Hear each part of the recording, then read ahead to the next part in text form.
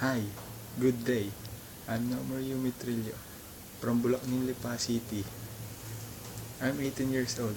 I'm currently studying at Lipa City Public College.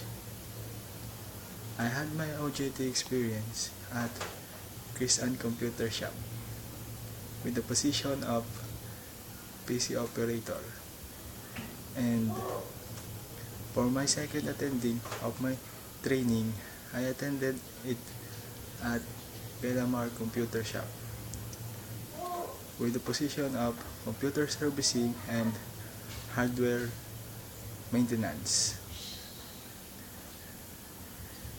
My computer skills are I can assemble computer and perform calculation using Microsoft Excel, present data using PowerPoint, and code data using Word. And also I can install and troubleshoot some computer problem. I know that my experience on OJT training are not enough, but I want to experience that I can apply my learnings about computer in a true job.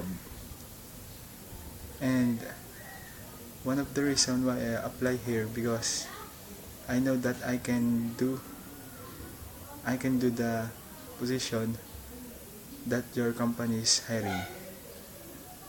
And